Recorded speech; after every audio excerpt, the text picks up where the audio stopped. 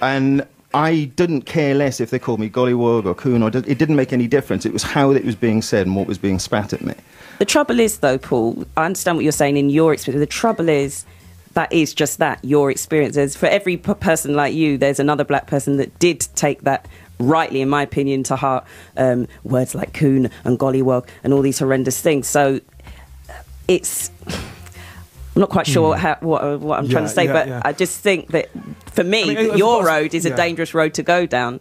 Because basically for the fact that for every person that possibly thinks like you, there is somebody who it's deeply wounding and offending. So for me, the right thing would be to stop people saying words like that. Because if there's a chance you could offend somebody deeply, that's more important than your freedom to... I don't know. I can't put it into words. Help me out. Okay.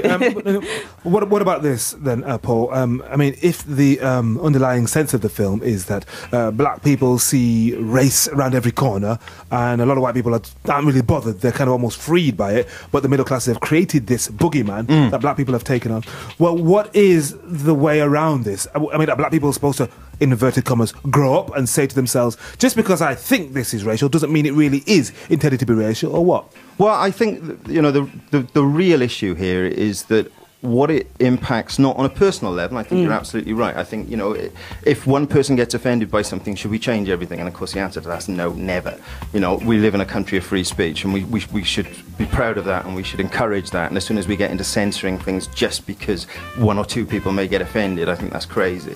But equally, you've got to look at it in a much wider context. That I think at the moment that what's happening in black communities and what's happening in Britain is all about segregation at the moment.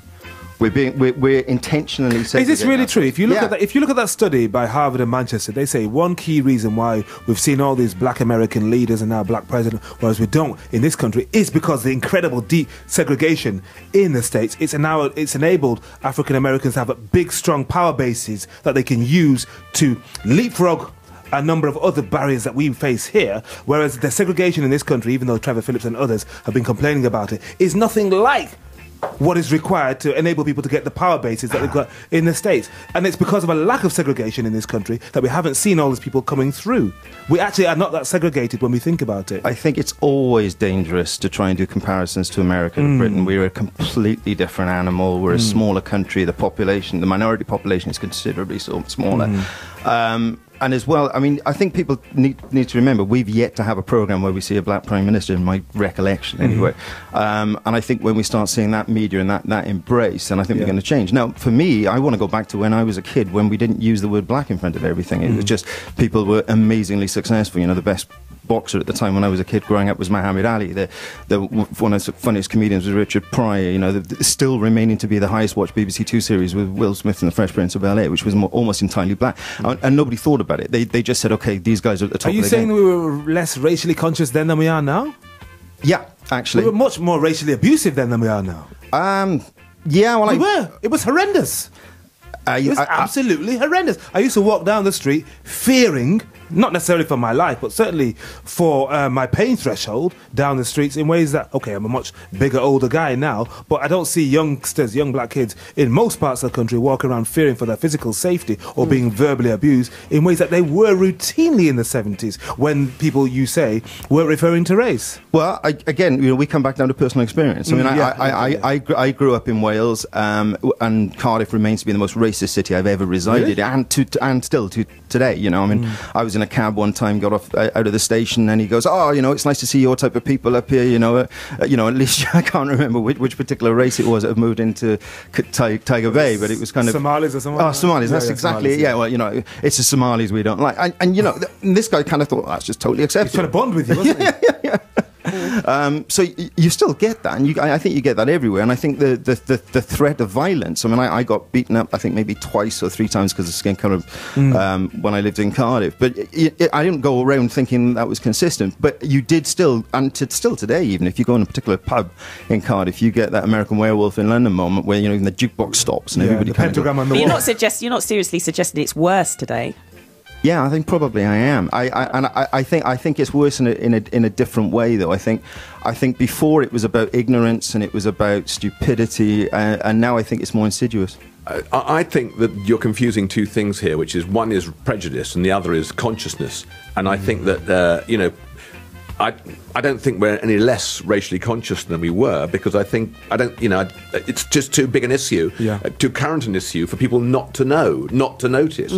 But I think in terms of prejudice, I think it's changed immensely. And I think, going back to Jade's influence, the Shilpa Papadum was what's so good about that was it did bring to the fore how remarks which are probably not really maliciously intended can still cause tremendous offence. And I don't believe, for instance, in burying Carol Thatcher. I think that was absurd, the way that the BBC leapt all over her personally, and the way they treated her. But the point is, we need to know, people need to know, that words that they use inoffensively do cause offence to other people. Well, one of my favourite lines that I saw in The Guardian at the time of the Shilpa Shetty stuff was when they quoted a cab driver from Bermondsey, and he said, those of you who don't like the N-words, be prepared. I'm only going to say the N-word, I'm not going to say it. And the cab driver in Bermondsey said, I think it's out of order the way they're treating Jade. She can't be racist. Her dad's a N-word. Yeah.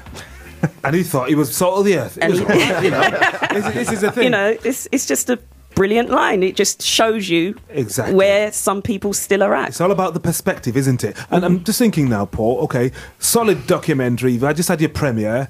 Where are we going to see it? Where can the public get to see this? Because, right. We're working on doing free screenings right across the country, and we're trying to get a debate around it. So we're trying to do a structured debate where we get people in, come watch the film, and then sort of local MPs, local press, local black leaders, and all the rest of it to get in and sit down. Don't call them black. What are you doing?